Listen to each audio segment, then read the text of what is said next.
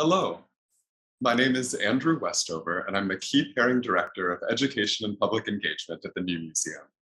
I join you today from the unceded land of Lenape people, and I'd like to begin by acknowledging and paying respect to Lenape people and elders and ancestors, past, present, and future. On behalf of the New Museum, I'm glad to welcome you to today's roundtable conversation with interdisciplinary artist, performer, and conceptual choreographer NIC Kay, as well as Associate Director of Education Emily Mello and myself. Programs like this are core to the New Museum's work of advancing new art and new ideas. This program is presented in conjunction with NIC's New Museum 2021 Artist Residency, called #Black People Dancing on the Internet, which Emily and I have co-organized. I would particularly like to thank Education and Public Engagement staff members Andrea Calderes and Derek Wright, as well as the entire New Museum team for their help bringing this program together. New Museum public programs are generously supported by the Research and Residencies Council, and digital initiatives are supported by Hermione and David B. Heller. We also thank our members and supporters like you who help make these programs possible. I'll now share a few biographical notes about today's artist. NIC Kay makes performances and organizes performative spaces. Their works have been performed nationally and internationally in spaces including Academie der Kunst in Berlin, Buddies in Bad Times Theater in Toronto, Encuentro 19 in Mexico, Institute of Contemporary Arts London, Portland Institute of Contemporary Art in Oregon, and University of Arts in Zurich. NIC was a Foundation for Contemporary Arts Grants to Artists Award recipient in 2020. They published their first book, Cotton Dreams, with Candor Arts in 2020 as well. NIC is a Black, queer, trans, non-binary person. And now a few logistical notes before we begin. This program will last for approximately 1 hour. If you would like to ask a question, feel free to use the Q&A function at any time by clicking the Q&A button located on the bottom of your screen to type your question. Please note that the program is being recorded, so your question will be recorded as well. If there's time, our speakers will answer questions during the Q&A at the end of the program. Finally, I encourage you to learn more about upcoming public programs on our website, newmuseum.org. This really is a joy to share this work with all of you. And I'd now like to begin by turning the conversation over to Emily to share a bit more context about the New Museum Residency program in general. Thanks, Andrew. Hi. So I just wanted to, again, say hello to everyone. Welcome, everyone. I'm really excited for the panel. The summer residency at the New Museum, there's been a few threads that have been important to us over the years. And one is engagement. And I'll just mention that NIC has some upcoming programs besides this one. One is a sonic situation, which you're invited to join a performance that really focuses on the sounds of the internet and sonic aspects of their work in relationship to movement and this project's inquiries in August. And then following that, a Black-centered intimate workshop thinking about choreography and movement on the internet platform for oneself or to share with community. Another aspect of this residency that's been so important to us is thinking about questions that are important to artists that are have broader social relevance and have been part of their practice that they may want to spend some time with us to tease out further in a way that, again, is engaged with the public, has these moments of engagement. So whether that be Simone Lee in 2016, thinking about how they did a project in a ground floor space in Bed-Stuy that centered Black women, their healing and knowledges. Is it possible to create a space for healing and resistance within an institution? What remains? What might be ephemeral and part of a longer process? For Paul Ramirez-Jonas, asking serious questions through games and involving youth and asking those questions of the public. How malleable is truth? For Camila Janan Rashid, a huge part of her practice is making learning visible. How do we create a space to do that together. And for the Black school, how do we prototype resources as part of our mobile Black-centered art school that they're now building towards a brick and mortar space with. So those are just a few examples. We've had to move online due to the pandemic, as so many of, as we all have, with this project. And the first iteration was last summer with the collective Ensayos. And this year, thinking about NIC's work and knowing that while they have a well-established practice of performing live in public spaces, outdoors and indoors, theater spaces, sidewalks, knowing that there has always been this thread in their practice of research and inquiry into what does it mean to choreograph for the internet.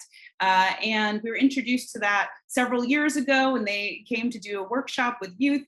And we're excited to think about, would they be interested in using this space and opportunity to tease out those questions more?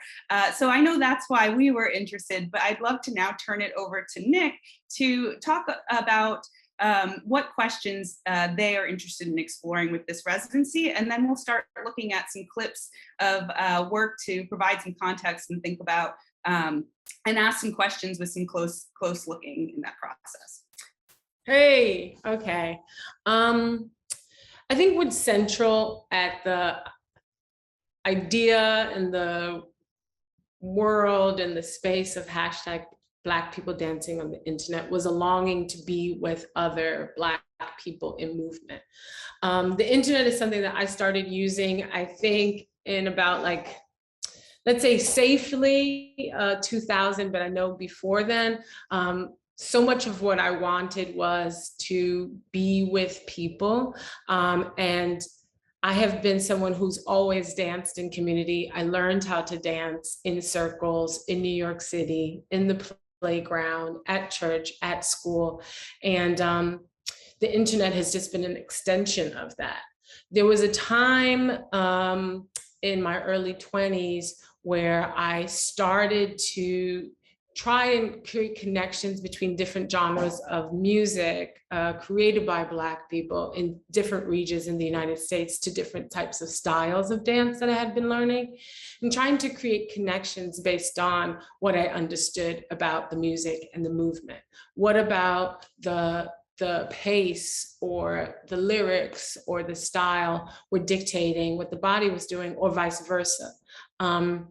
And what was the sense of urgencies that were a through line between different spaces, right? So for example, in New York City, what was before Get Light, but what happened in that moment in relationship to how people wanted to move their body, and what sort of moves traversed one particular social sphere to others, right? So like in Get Light, you have the 5,000, and in voguing, it's called a dip.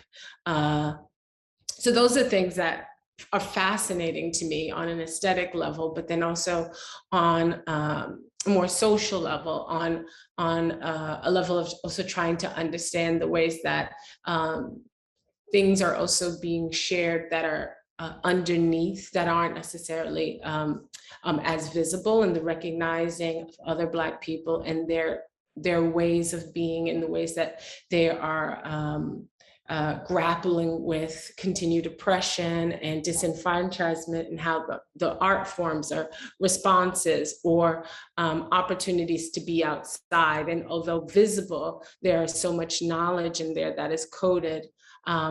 And I'm not interested in decoding, but I'm interested in being with and learning from, and seeing also what I have to offer in relationship to my specific experiences and interests. So in many ways, this is where I have begun. And then based on the resources of the new museum, I've been stretching out from that space to see what else I can find and what else I can offer. Amazing, so good. So now I think would be a great time, Derek, if you could cue up the first video so we can get a sense of how this lives, what this looks like, how this feels.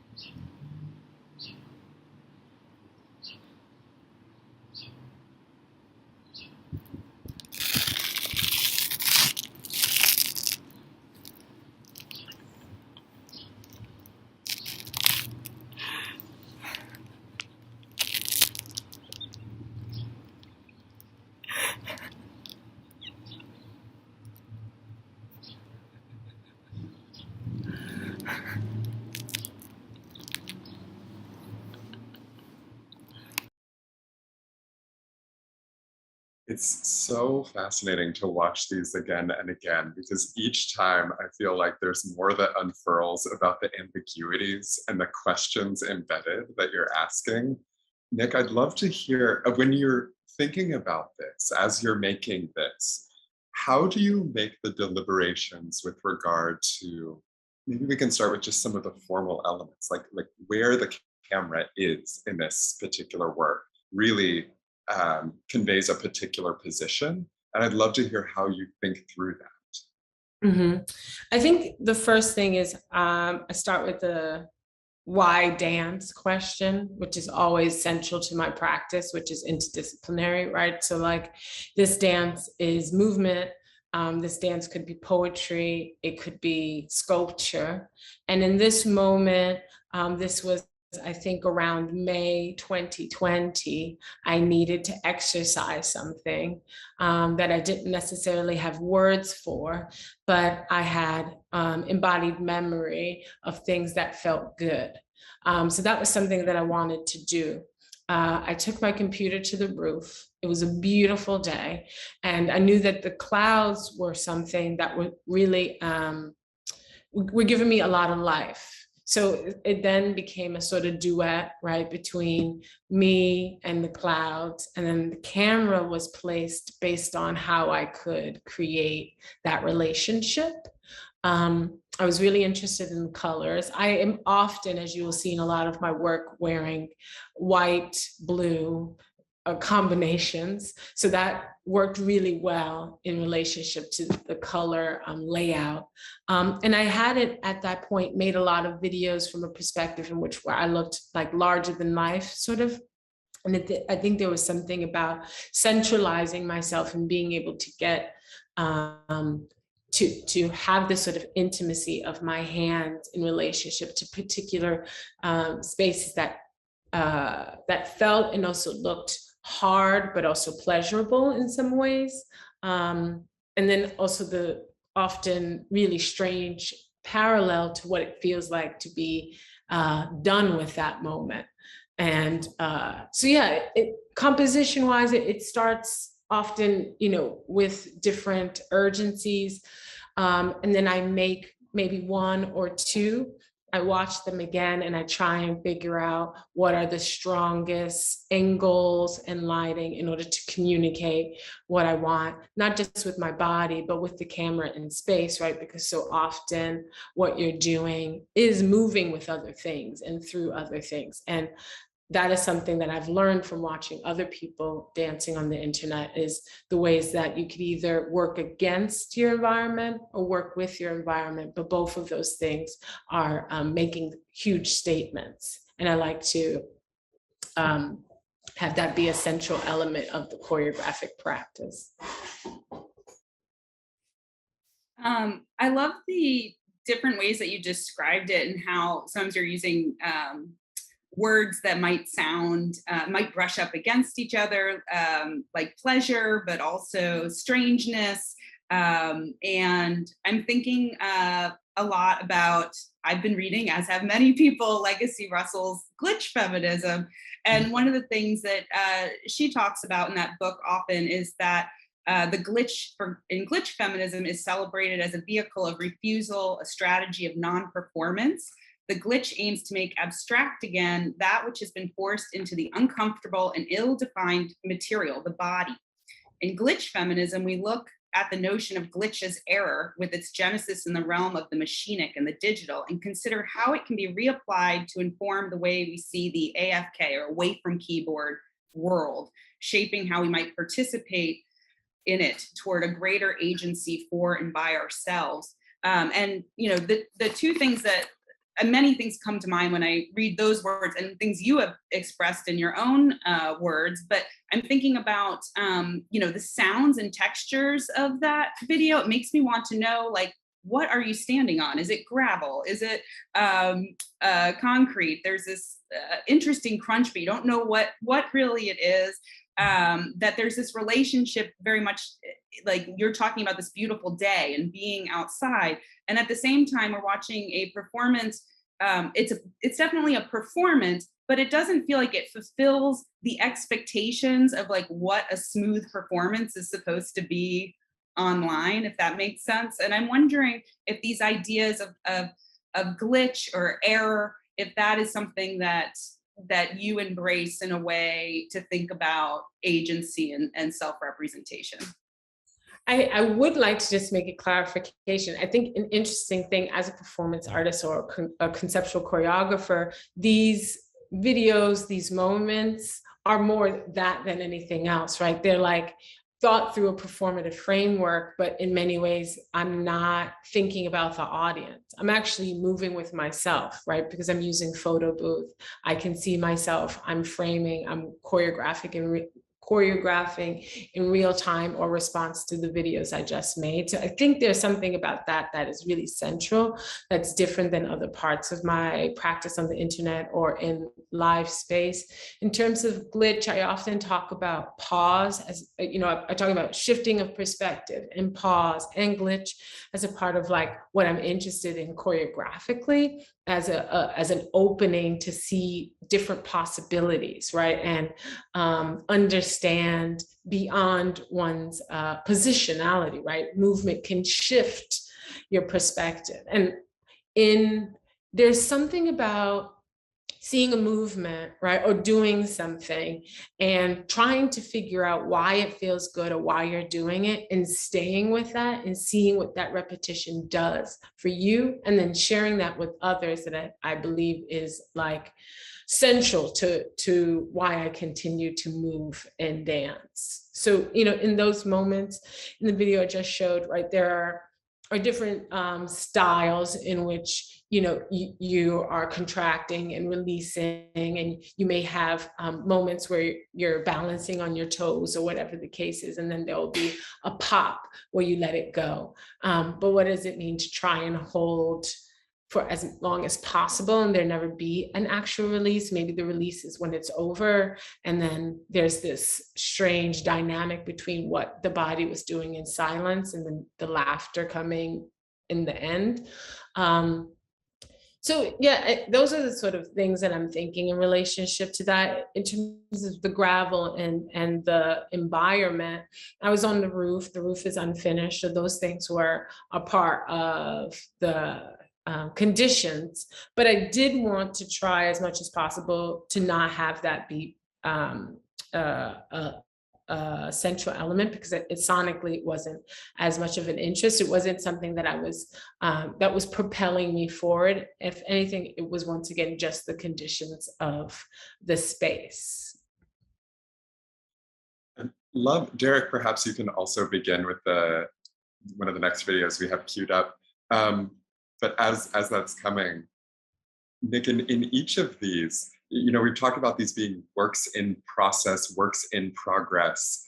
I guess I'm wondering, based on what you're saying too, like this one, I love this one. I don't want to talk over it too much because it's so powerful, but maybe you could also share just how you think about iterating as you're going and when you consider something to be formed enough to share with others. Yeah, thank you for that. Iterations. Excuse me. Every time I approach the camera, I've been living in a sonic world, in a physical world, right? So I don't make videos if I don't have anything to say.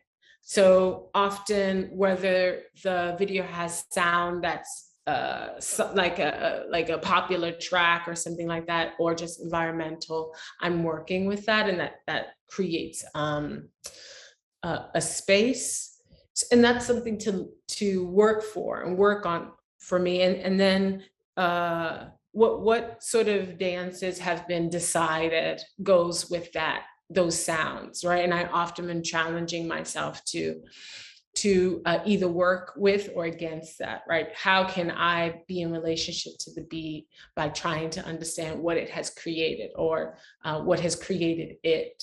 And then finding that space in my body, or also relinquishing it. Because there are moments where things just don't settle. And I also don't feel like just because I'm a Black person in conversation with other Black artists' work or Black communities that I own everything and that I need to be in every space. So those are sort of conversations that I'm having in real time. And as I'm doing that, as I mentioned, I'm looking at the videos, I'm checking the angles and the lighting, trying to figure out how that either works with or against the concept.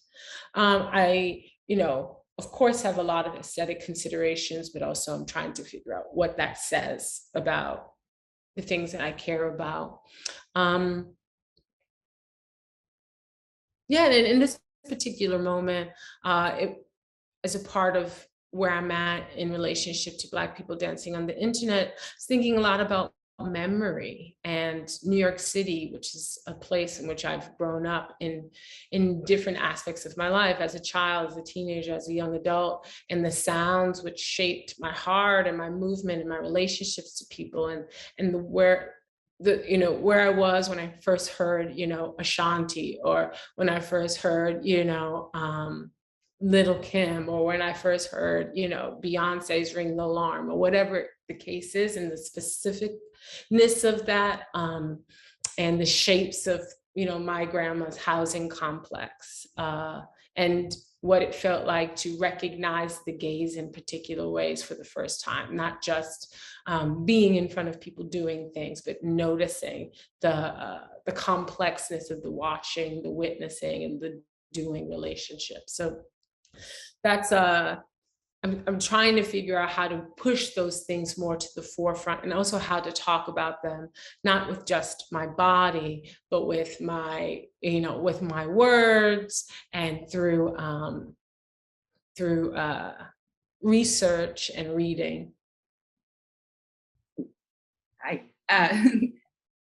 With that last video that we saw, as I believe we mentioned, or that you just mentioned, it was that's some of the most recent footage, and that in a very raw state, that was created in Bed-Stuy. And what was interesting about that moment, which may appear again in your final project, just noticing on set, was how that location ended up kind of collapsing time in a way, because there were children playing in the background, people walking by. This was not like a controlled stage situation, and one where you were doing a lot of improvising too.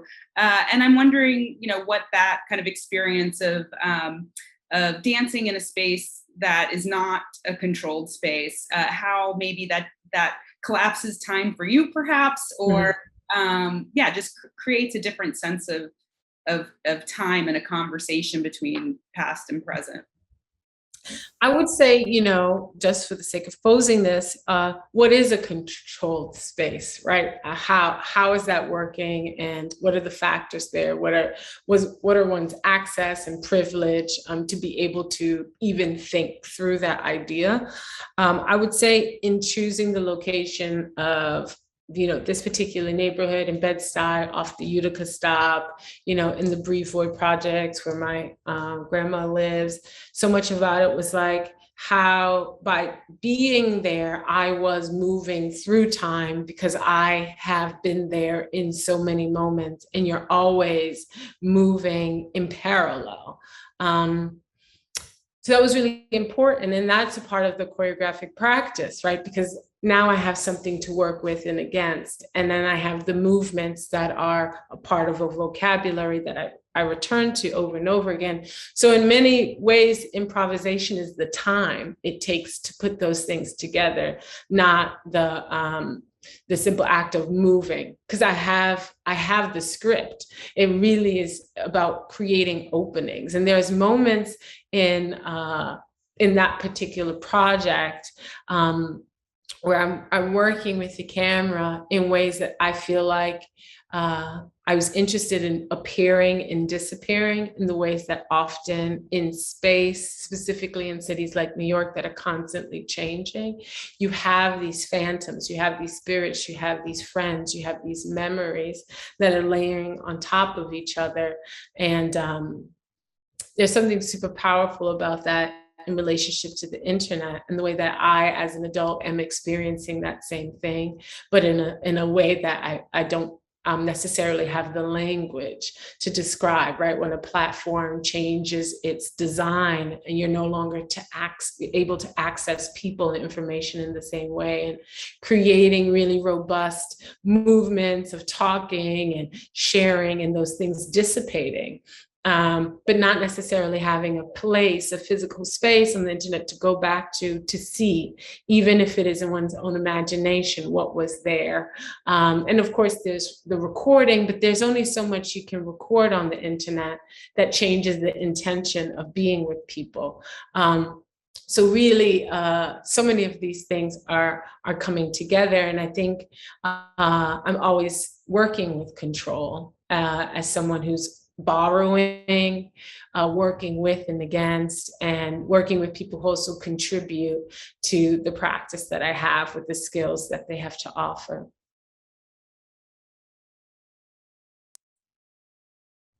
It's interesting to hear you speak about your engagement with the place over time and how that physical relationship echoes this digital one. Or perhaps it's not a direct echo, but a sort of symbiosis of these returning to places, recognizing them, and yet also recognizing that they have changed.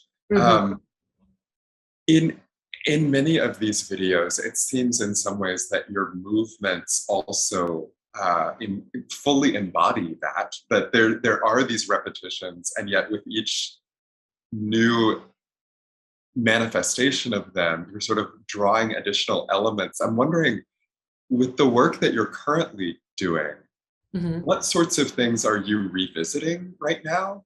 And what sorts of things are you adding right now? I think I keep saying this, but I feel like so often those things are like revisiting, adding, all together, crumpled up.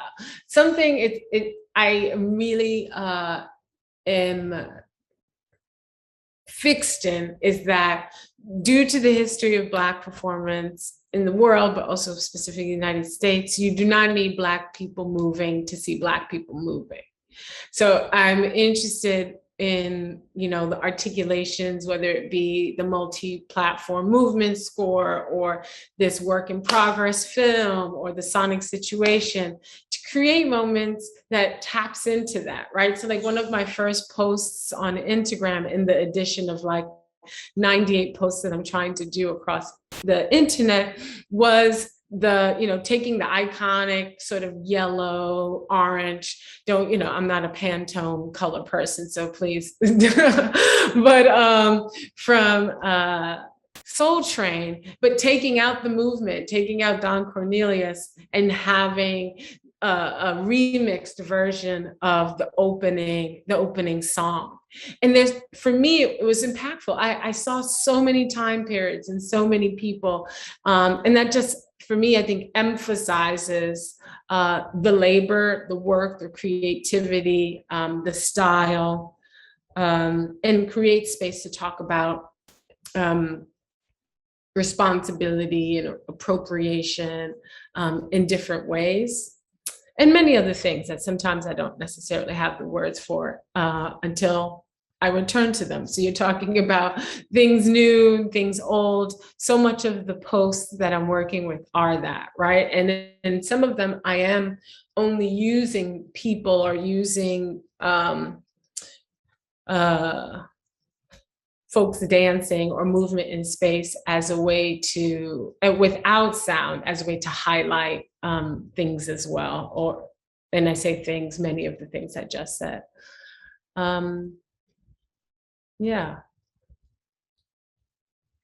I'm wondering if we can turn to the next video, which is, and I'm so glad you brought up the point, there is no controlled space, but maybe in a more, it's indoor in a theater, at the Judson Church Theater.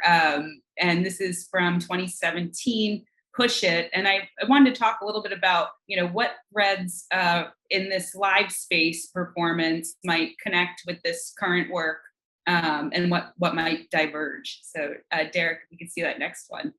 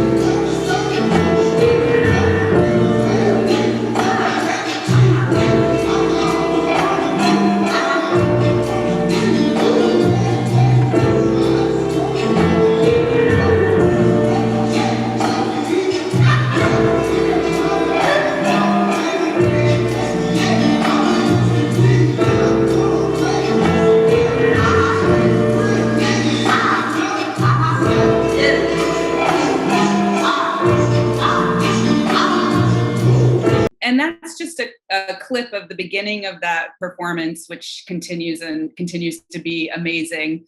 One of the reasons why I wanted us to talk about it is when I first saw I didn't get to see it live, but seeing the video of it, some of the things that I'm seeing are and thinking about are architectures, which I know that you do, all kinds of architectures, and how we have like a few different things at play here. The physical structure, the position of the audience, which varies in terms of their point of view, your movement, and then the camera and how it's framing you coming down the stairs. And it creates this element of tension and suspense, perhaps, in terms of not knowing what's happening as you move down the stairs before the balloons are revealed.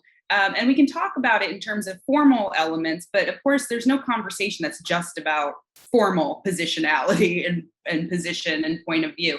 And I guess I'm wondering how that sense of everyone kind of seeing the performance from a different space, perhaps, how that may translate to the internet in terms of thinking about positionality, both in terms of how someone's taking it in, where they are, that kind of thing, but also in terms of our positions to this content, depending on what bodies we are experiencing the world through, and that more kind of social question, and that's of interest in relation to that work and transitioning to the internet. Whopper, double decker, Emily, adding more condiments. I would say I was making things on my computer before I was able to make things live. I started making live performance in queer nightlife spaces. So much of what I've been thinking about is a frame, right? Like, and how to engage different types of audiences that do or do not know that they're engaging with the performance or a happening.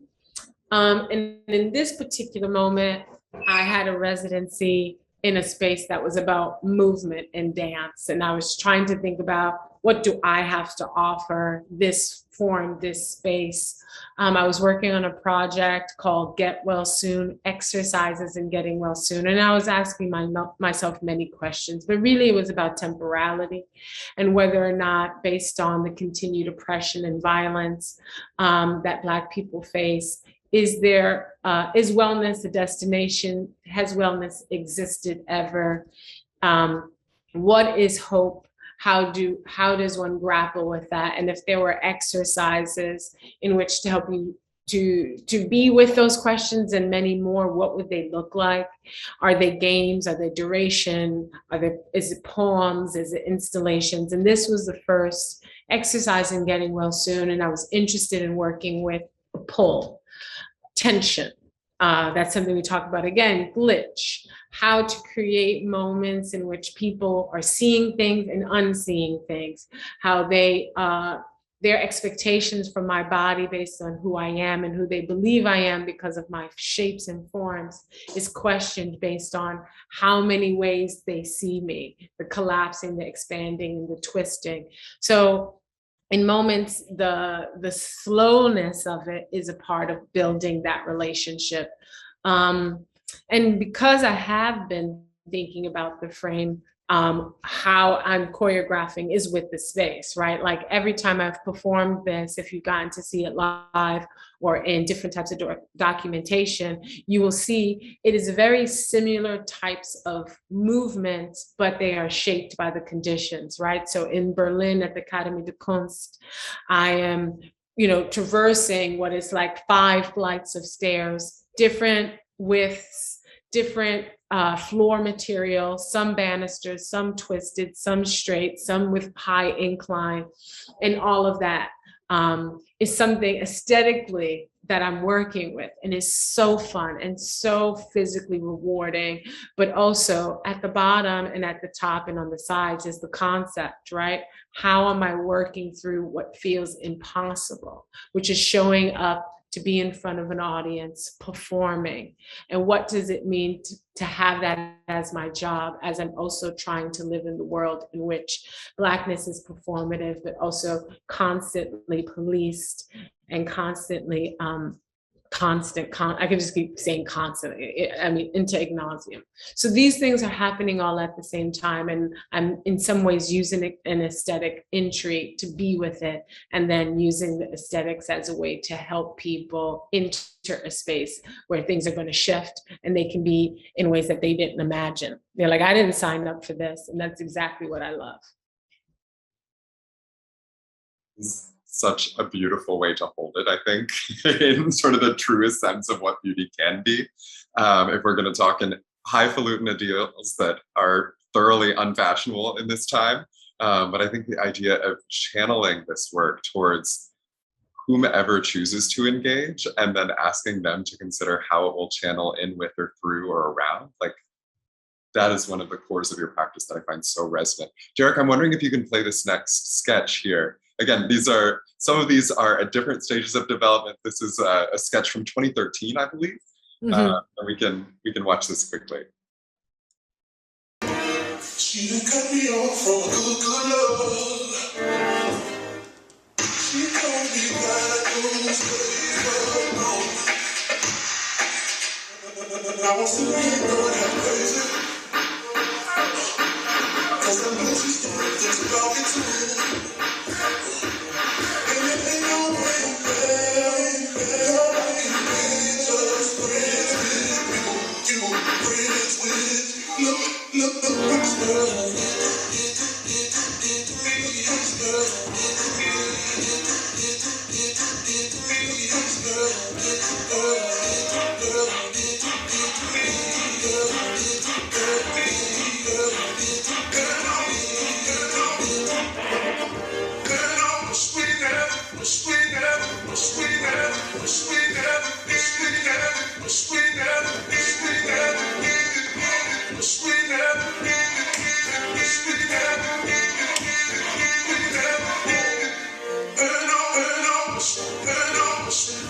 These are so fun. I just feel like, and this one for me, feel free to correct me if I'm off base on this, but to me just screams the influence of queer nightlife and that dance between performance and desire and want and need, but it all able to show up in this exuberance that just is so present. I would love to hear how you feel looking back on this now, what it brings towards for you.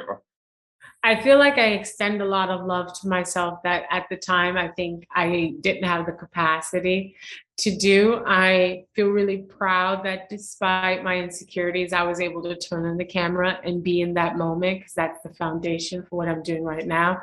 And there was no way I could have known that this would be a part of my trajectory. So I look at it and I'm really excited. At that point, I could never watch myself do anything. I was constantly like shaken by anxiety because of the expectations I had of my body based on what excuse me, what is the expectations of like Black virtuosity, right? Like, what does it mean to be expected to perform a particular type of knowing in the body? So also it's really,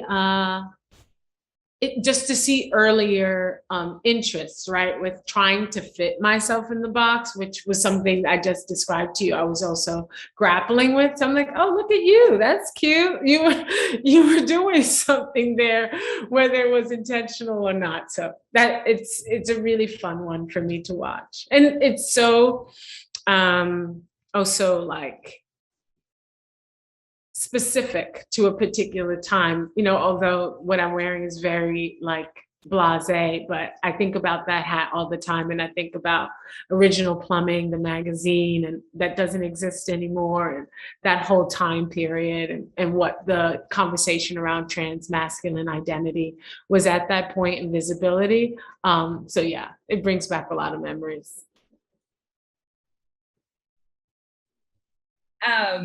I want to stay on that moment, but we have one more video to show. And I also want to make sure we offer the opportunity for people to ask questions.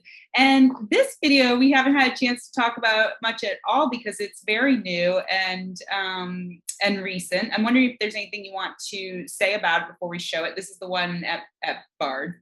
Oh, well, I think something that is really special is that I haven't performed since late 2019 live in many ways. So, and I'm currently studying and I'm making sculptures, which I can talk about at another time, but it's always in relationship to the body and movement. So I've been really interested in making these videos again as I'm doing this residency to see where I'm at physically, because I have changed, and ways in which to continue to use the environment to help me understand where I'm at right now and what I have to say. Because a lot of the videos that I am highlighting in this project and sounds are other people's explorations, which I feel very reverent towards. So trying to work in tandem. So this is the most recent, last Saturday, actually.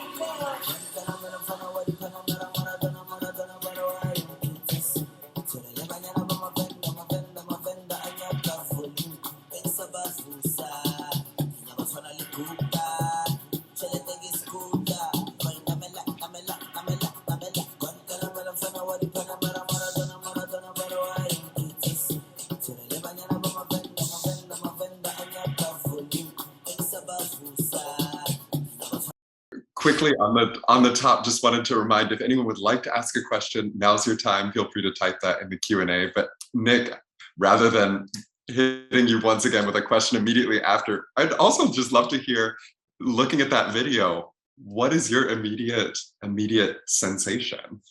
Oh, I feel really excited. Like I said, it was really hard to watch myself moving for a really long time. So it's something that I get a lot of pleasure out of in terms of the growth. And I know what it takes to, despite what's happening in my life and the world, to create these moments of pleasure and joy, which is really hard to allow myself.